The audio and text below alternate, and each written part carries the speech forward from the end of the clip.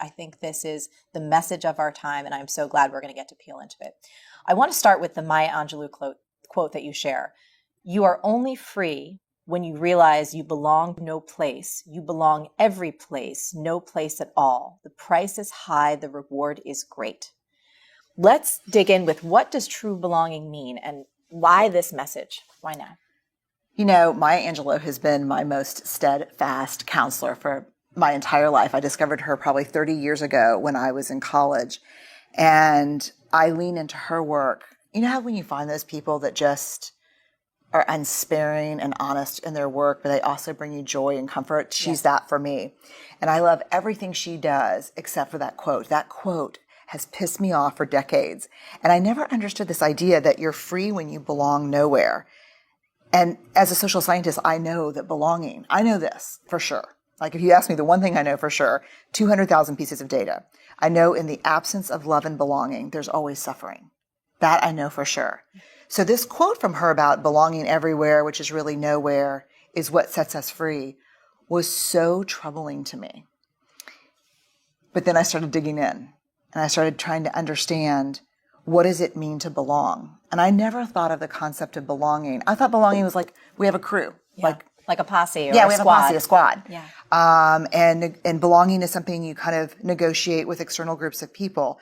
But it's not. What I found very quickly is the rest of that actual quote is part of an interview that she did, where she ended up with Bill Moyers, where she ends up saying, you know, he ends up pushing a little bit on and saying, so are you saying that you belong nowhere and to no one? And she said, I belong to Maya.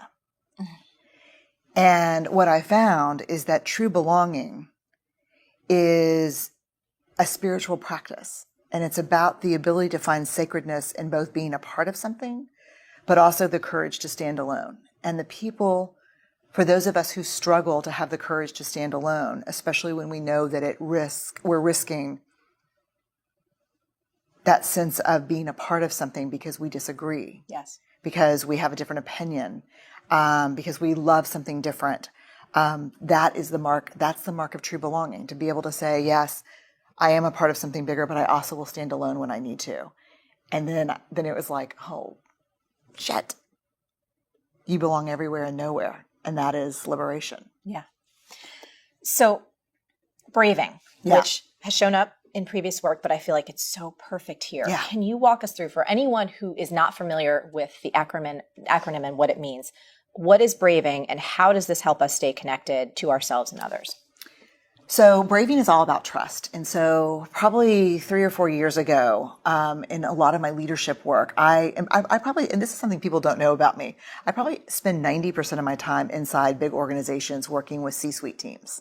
That's what I do most of the time. And so in working with leaders, one of the things that kept coming up is trust building in teams, building trust in a culture. The thing that's hard about trust is if I work for you and you call me in and I'm like really upset because I got passed over for a promotion and you say to me, look, Brené, you're doing great work, but there are some trust issues. The minute you say anything that I can perceive as I am no longer trustworthy or you don't trust me, we go completely limbic. We go completely out of listening with our prefrontal cortex to listening, to fight, flight, freeze, defend. Because our trust is our integrity. It's who we are. So I kept wondering, when we talk about trust, what are we actually talking about? What could you call me into your office and say to me that would be more helpful, more impactful and productive than we have trust issues or I don't trust you? So we dug into the data to figure out what is trust? What do we mean when we say trust? And what I found are there are 7 elements that we're talking about when we talk about trust.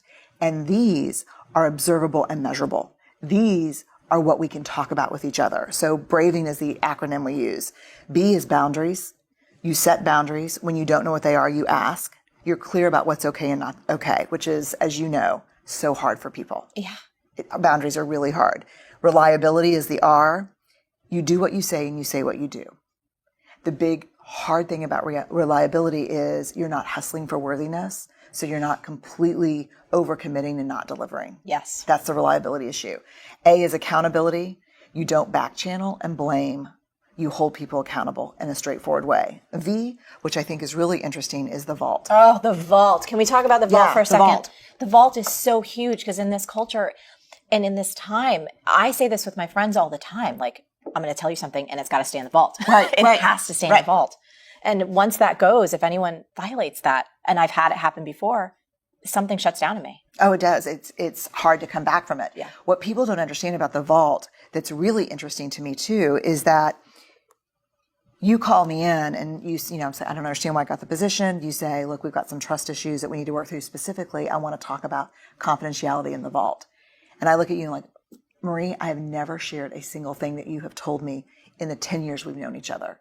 And you look back at me and say, yes, but you come in here on a regular basis and share things with me that are not yours to share. It's the other side of confidentiality. It is not only do you not talk out of school between us, you don't come in here and say, hey, look, I know what's going on with John, blah, blah, or this is what's happening with, So, because when I do that, and I do that to get connection with you, I do that as a bid for connection. Let me tell you what's going on that you don't know about. Yeah. But when I walk out of the office, you trust me less because I'm using stories that are not mine as currency. Yes. So we've got the vault. Then we go to I, integrity, which is choosing courage over comfort, practicing your values. And this is a big one. And I think we have this in common. And I love this about you. It's choosing what's right over what's fun, fast, and easy. Yeah. We have a culture of fun, fast, and easy. We have a culture of people who don't do discomfort. And I've never achieved a single thing in my career or life comfortably. Absolutely, 100%. Yeah. And then we go to N for non-judgment. You can ask for help without feeling judged, and I can ask for help without judging myself. And then generosity, which I think is probably the biggest, hardest one for me sometimes, which is when something happens, I assume positive intent. So if things go sideways between us, I'm like, damn it, Marie, I'm so pissed off. I go and say, let me assume the best. Help me understand what happened, Marie. I thought we had a plan around this. Yes. And I give you a chance, a benefit of the doubt before I launch into my anger. Yeah, I think that one's probably the most difficult for me as well. The one I can see where I instantly jump to conclusions, or I can watch my mind go to the worst possible scenario. I did it with my family the other night. Like my parents weren't responding to a particular text, and I made up this entire narrative about what that meant. And they're like, oh, we were just putting away groceries. And I'm like, there. It happened again. We do it all day, every day. I mean, I have a story. That's human nature. That's wiring. In the absence of data, we will always make up stories. Yes. And so I think for Braving the Wilderness, the whole idea of the wilderness being those times when we stand alone and those times when we go out on a limb, the times we walk away from what we know, our ideological bunkers and our beliefs, braving is the tool to help us manage the wilderness. It's so useful and it's so concrete and it's a checklist. Yeah, it's a checklist. We can hold that. I can hold that for myself to say, am I in alignment with me? Right. And am I feeling good about how I'm moving through the world? Right. And that brings me, I think, one of the most impactful, and there's so much wisdom in this book, but what I want to move on to is people are hard to hate close up, move in. This concept of rehumanizing, not dehumanizing, it got me in the heart. It got me in the gut, especially what's happening now in our world. There's something that you wrote, and I want to read it because it is the core of ways that I've struggled in the past few years, not knowing how to approach conversations, not knowing how to invite people into a conversation, and to really take a hard look at my own biases and my own angers and how I would like the world to be. You wrote, if you are offended or hurt when you hear Hillary Clinton or Maxine Waters called a bitch, a whore, or the C word, you should be equally offended and hurt when you hear those same words used to describe Ivanka Trump, Kellyanne Conway, or Theresa May. When the President of the United States calls women dogs or talks about grabbing pussy, we should get chills down our spine and resistance flowing through our veins. When people call the President of the United States a pig, we should reject that language regardless of our politics and demand discourse that doesn't make people subhuman. I want that to be everywhere. God, it's so hard. It's so hard. It's like, but it's so I want to take important. your iPad and just like research or heal myself. It's hard as hell because let me tell you about dehumanization and my concern about it. And as I've witnessed it, dehumanization is a very slippery, dangerous process. And I'll tell you where it starts. We are actually hardwired neurobiologically to not hurt one another. It goes against our human nature to treat each other, to be violent, rape, torture, degradation, humiliation. It actually goes against who we are. And we're wired that way to protect the species. We're a social species. We need each other. We're completely dependent on each other. The process of dehumanization is the process that we use to slowly, primarily using words and images, nothing more. Dehumanization is the process of slowly moving people out of, I want to use this table as an example, or this coffee. So here's a group of people that we want to harm. It's a group of people that we hate, a group of people that a leader has told us, here, this tea right here is the cause of all your pain and suffering. So we hate these people and we want to hurt them and we want to see them diminished.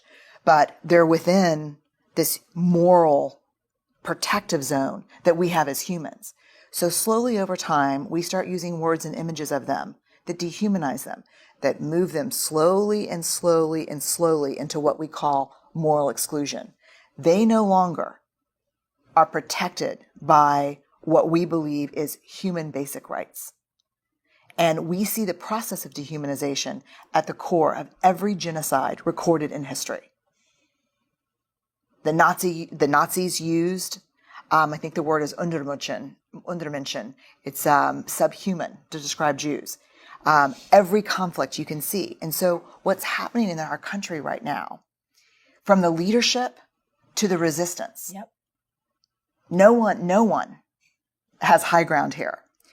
We are slowly allowing ourselves to start using dehumanizing language to describe people with whom we disagree. Yes. Which then makes it okay to physically hurt them.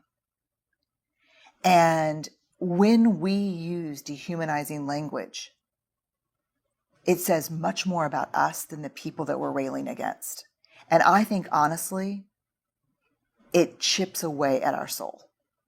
I agree with you 10,000%. That's why this hit me so hard, because I've found myself using language that once I started to make this connection through your work, it was like these lights came on and I said, oh my God, this is so true. This is so right. So I'm so happy that we're talking about this, because I have never heard anyone talk about this, about dehumanization and rehumanization in a way that we can start to enter these really difficult conversations. And we're going to keep going into that, but to retain our dignity and the humanity for the people that we disagree with. Yeah. And I think here's the thing.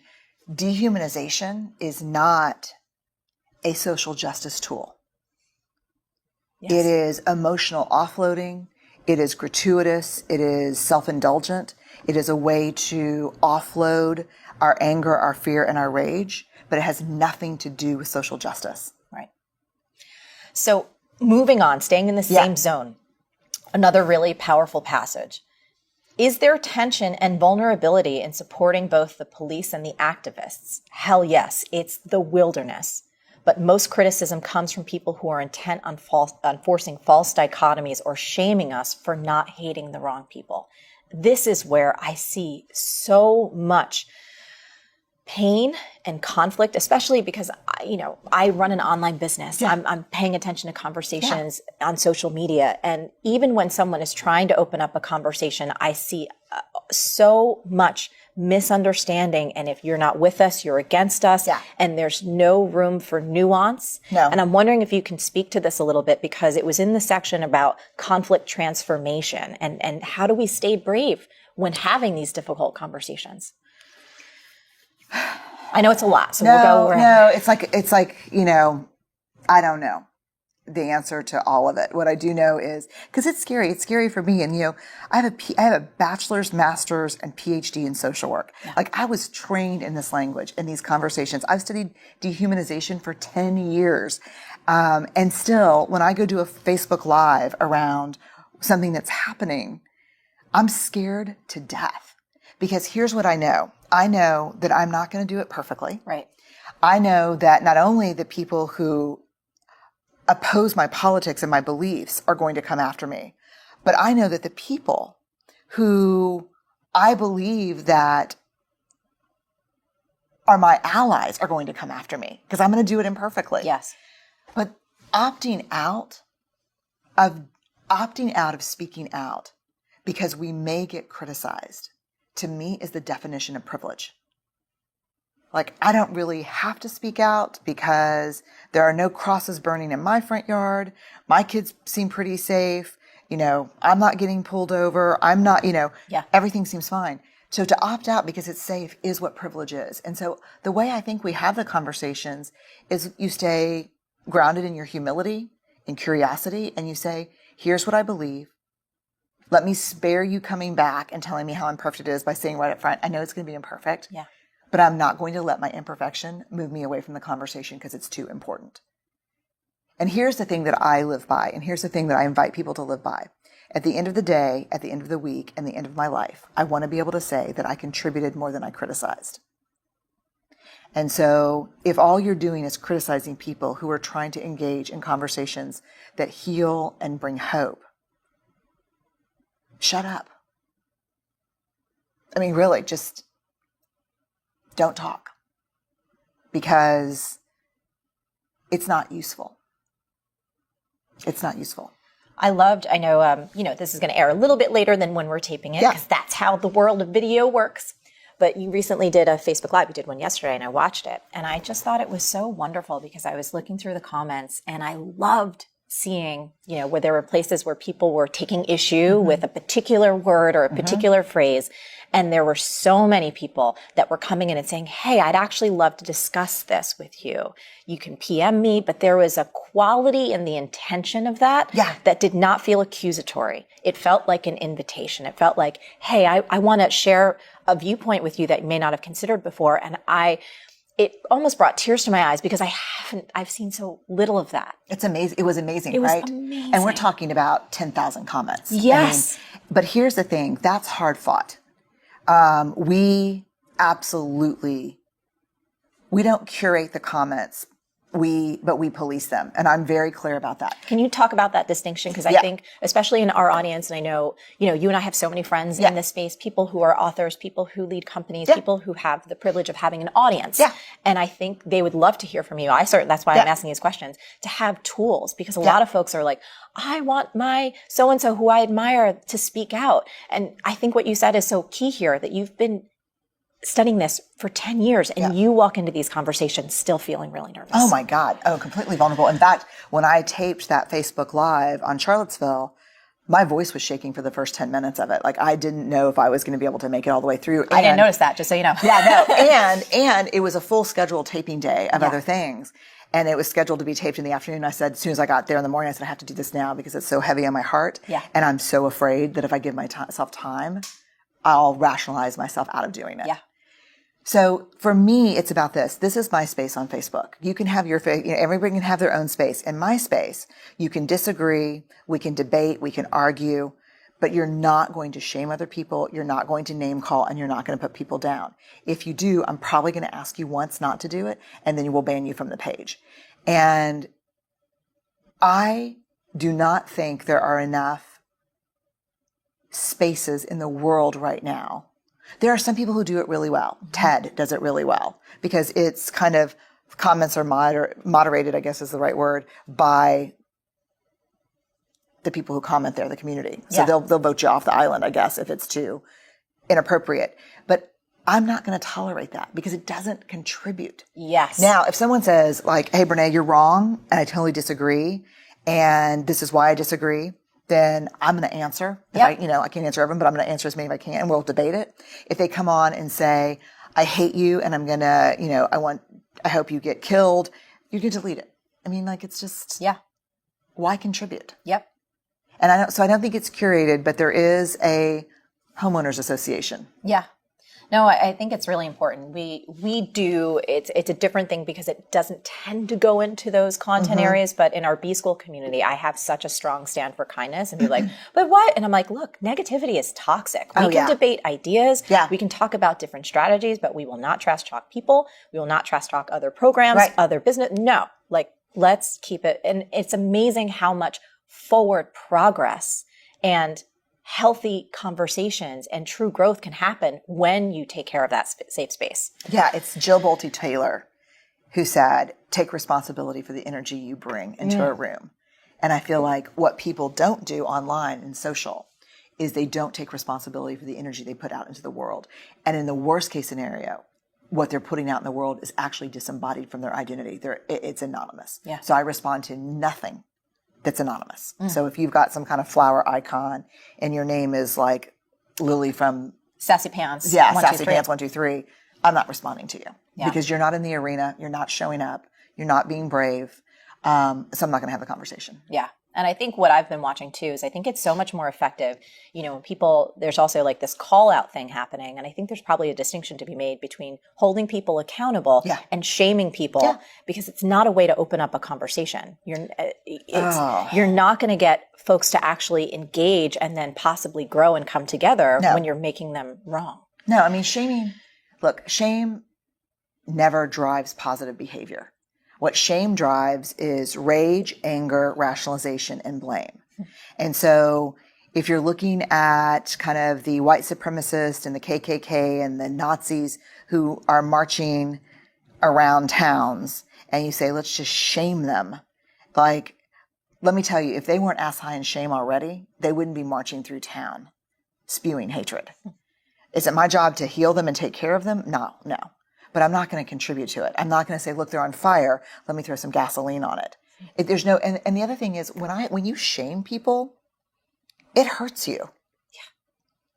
Like it hurts you. It's part of it's hard to shame people without dehumanizing them too. I'm just not going to do that. What I am for is holding people accountable. And but the thing is, and this is the hard part.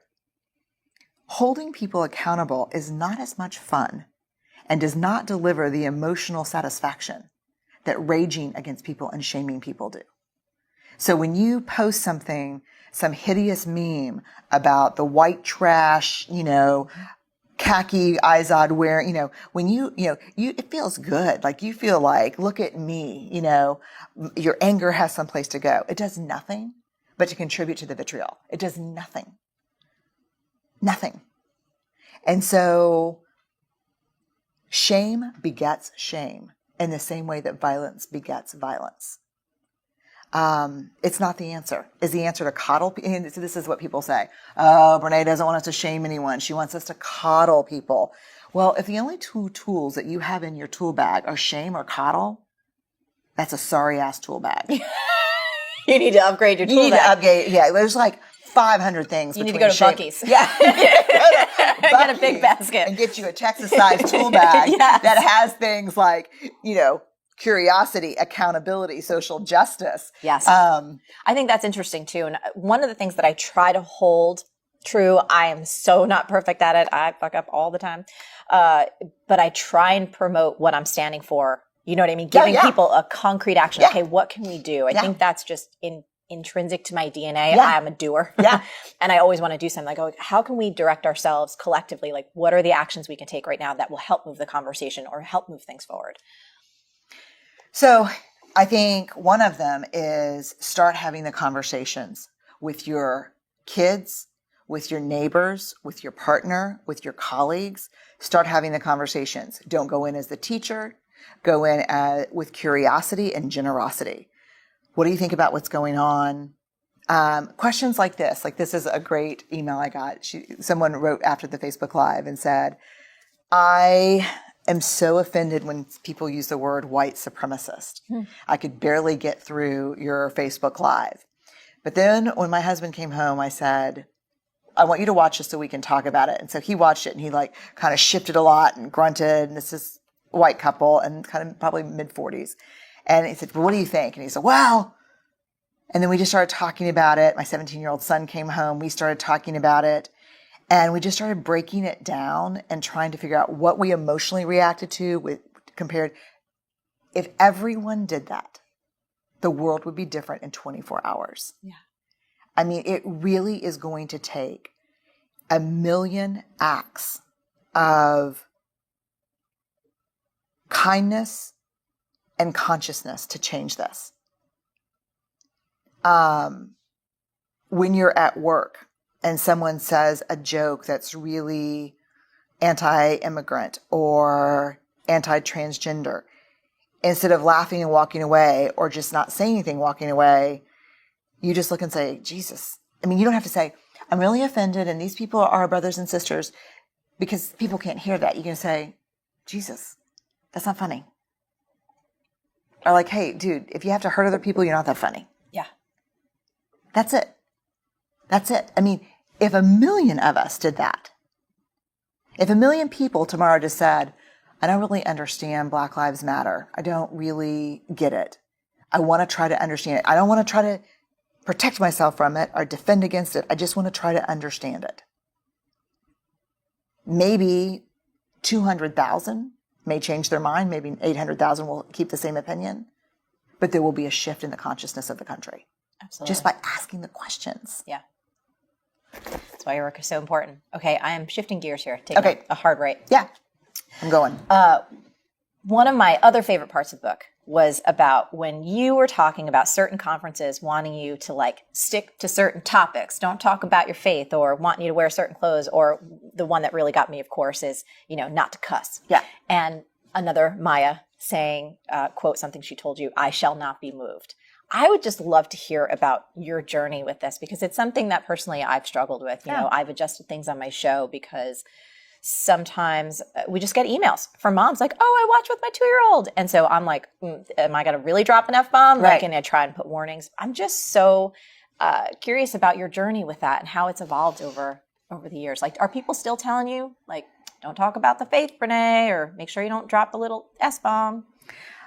Hey, are you feeling overwhelmed, exhausted, or just drowning in busy work and still not making the money you deserve? In this brand new training, you're going to learn 3 super common mistakes that can kill your productivity and tank your profits, and how to stop them fast. Just go to marieforleo.com/free class or scan the QR code on your screen right now.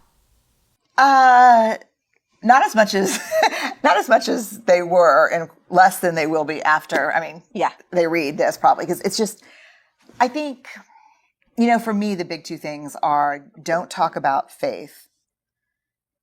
Because when I do a lot of leadership work, I talk about understanding your personal values, and my 2 personal values are faith and courage. And so they say, don't talk about faith. It's inappropriate. This is an corporation. And then I do a lot of work in churches, and they'll say, don't cuss. And so I just got to the point where I'm like, look, I've sat across from thousands and thousands of people over the last 2 decades of my life, listening to the hardest things you can imagine. And the 2 things that everyone has in common when they're talking about those things are cussing and praying. If you don't want me to cuss and you don't want me to pray, that's awesome. Ask somebody else. Because what I'm not going to do is get up and bullshit you. And there are 1 million people in this space who are better than I am, who know different things than I do. Invite them. Right. If you need me to wear a suit, I totally get it. I'm not going to do that. Yeah. Yeah. I'm going to wear jeans and boots, and probably I'll wear a nice shirt. Yep. But I'm not going to do that, because I don't get up there when I speak in public. I don't get up there to talk to to talk from my Brooks Brothers self to your Brooks Brothers self. I get up there, and when I walk on the stage, I'm going to talk about things that 90% of the people in the audience have never thought about, talked about, and are scared to listen to. And they need to see me as a person, and I'm just that person. Yeah.